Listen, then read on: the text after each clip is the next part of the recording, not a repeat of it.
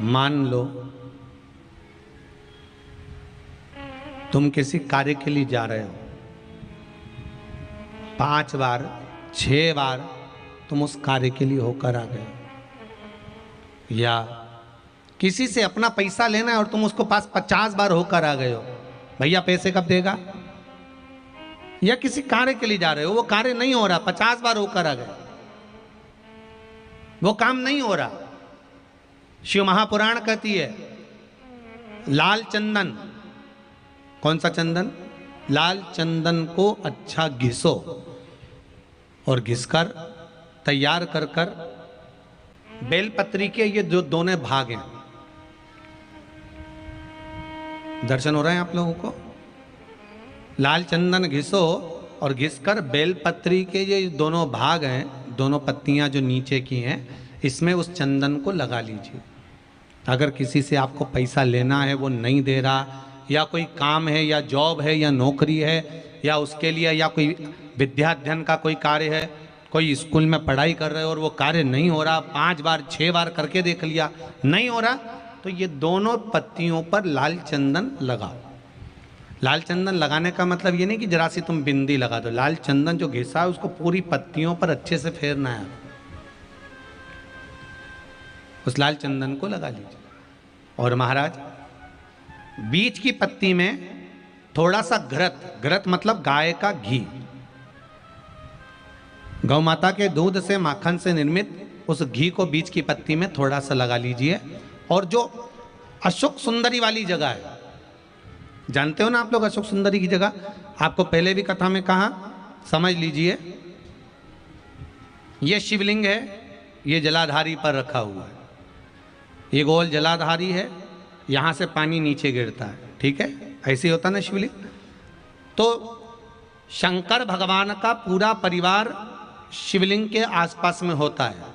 शंकर भगवान के 13 बच्चे हैं। कितने बच्चे हैं शिव जी के?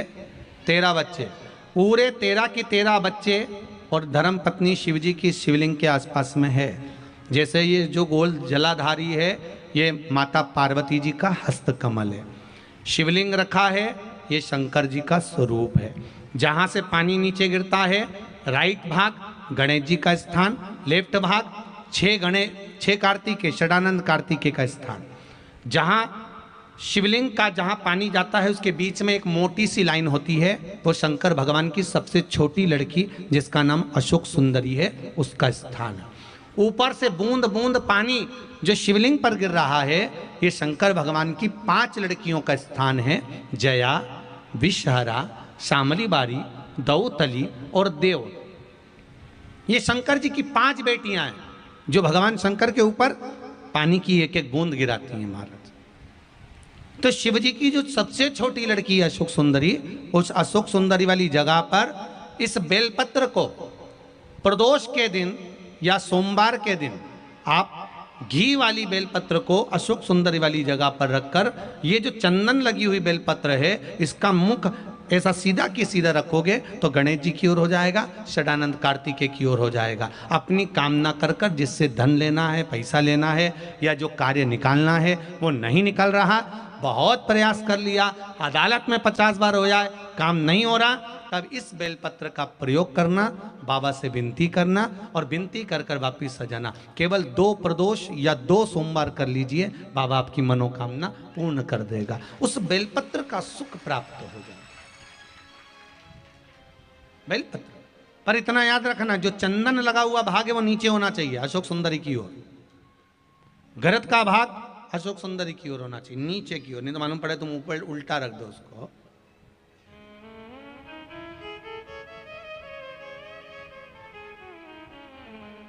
शिव स्मरण में यही चीज विवाह में भी कार्य आती है। जिन बेटा और बेटी का विवाह नहीं हो रहा, जिन बेटा बेटी का विवाह नहीं हो रहा, 30-30 साल के हो गए, 28 साल, 40 साल, 25 साल के हो गए, विवाह नहीं हो रहा, तो आज बेलपत्री पर दोनों पत्तियों पर लाल चंदन लगाइए और बीच वाली पत्ती पर पीला चंदन लगाइए। जिसका विवाह नहीं हो रहा उस नीचे की दोनों पत्ती पर लाल चंदन और बीच वाली पत्ती पर पीला चंदन।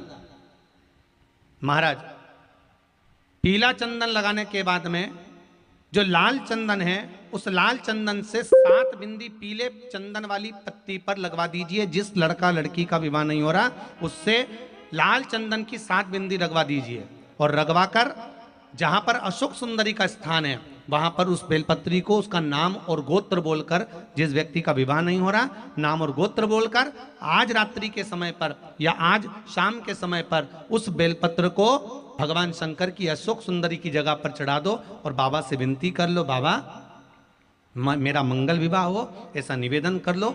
3 महीने के अंदर विवाह पक्का, भगवान विवाह पक्का करा ही दे। जिसका विवाह नहीं हो शादी माधव बेलपत्री का प्रयोग, बस दोनों में अंतर है घृत का और पीले चंदन का। 7 बिंदी लाल चंदन की जब पीला चंदन लग जाए 7 बिंदी लाल चंदन की उससे लगवाओ जिसका विवाह करना है। जिसका विवाह नहीं हो रहा उससे लगवाइए, फिर भगवान को समर्पित कर दीजिए। आपके जीवन में ऐसा लगने लगे कि हाँ बहुत कष्ट है, कर्जा भी बढ़ गया, तकलीफें भी बढ़ गई, बहुत दुख भी बढ़ रहा है, कहीं परिवार सही नहीं चल रहा है, तो प्रयास करते रहा करो। हफ्ते में एक बार 1 चावल का दाना जल के पात्र में डाल लिया, 1 काली मिर्च जल के पात्र में डाल ली और उस जल को ले गए, थोड़ा सा चंदन का छींटा डाल दिया, ले जाकर शिव जी को समर्पित कर दिया। शंकर को जल चढ़ाने के लिए 5 स्थान हैं जहाँ शिव को जल चढ़ाया जाता है और शंकर उस जल को स्वीकार करते हैं, जिसको पंचगंगा कहा गया। 5 स्थान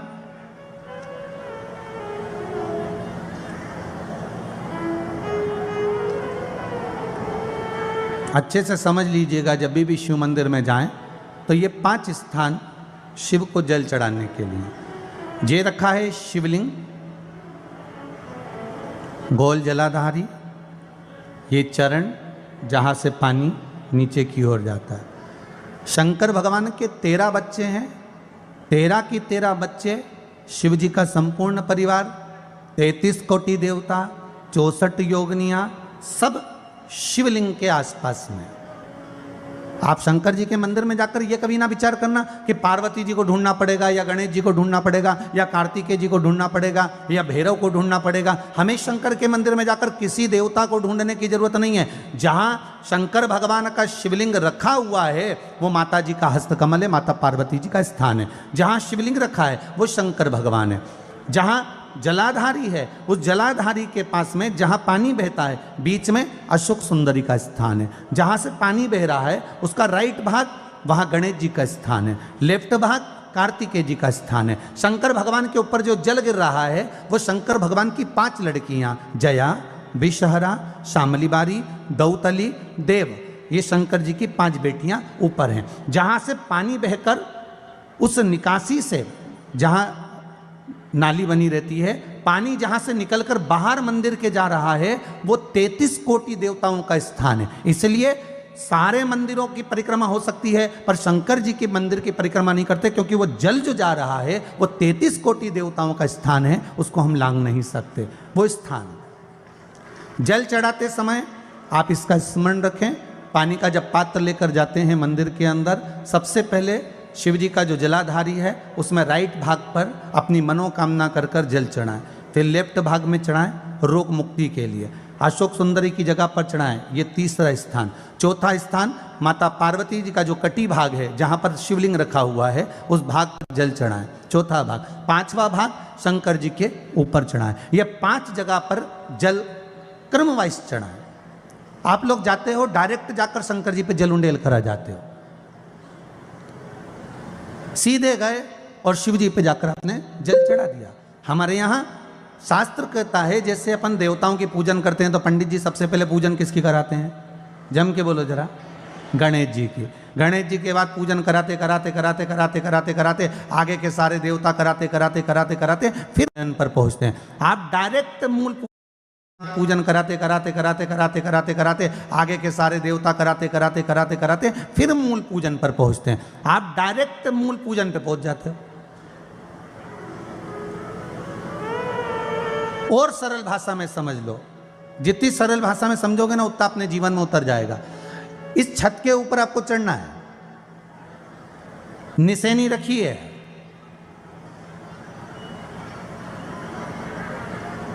पाए लगे हुए हैं, आप कैसे चढ़ोगे? एक एक पाए पर पांव रखकर चढ़ोगे कि डायरेक्ट पहला पे रखोगे आखिरी पर? जम के बोलिए जरा। एक एक पाए पर पांव रखोगे ना कि धीरे धीरे हमको चढ़ना है। उसी तरह शिव मंदिर में पहुंचने के बाद पहला गणेश स्थान, कार्तिकेय स्थान, अशोक सुंदरी का स्थान। अशोक सुंदरी के स्थान पर जल क्यों चढ़ाया जाता है? क्योंकि भगवान शंकर की सबसे छोटी लड़की जो है वो अशोक सुंदरी है। और ये जो छोटी लड़की है अशोक सुंदरी, ये नारी को अखंड सौभाग्यता का वर प्रदान करती है। कौन सी नारी को? किस नारी को अखंड सौभाग्यता देती है? तो महाराज शास्त्र कहता है जिस नारी के भाग्य में लिखा होता है कि इसको वैधव्य होना है, इसके पति को समाप्त होना है, अगर वो नारी अशोक सुंदरी वाली जगह पर जल चढ़ा देती है तो पति पर अगर काल भी मंडरा रहा होता है तो माँ अशोक सुंदरी महाकाल से कहकर काल को टाल देती है। वो अशोक सुंदरी का स्थान, वो माता अशोक सुंदरी का स्थान।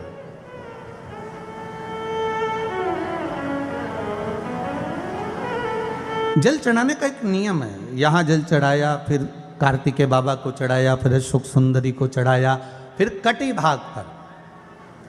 ये कटी भाग बड़ा विशेष भाग है महाराज, बहुत बहुत ध्यान दीजिएगा।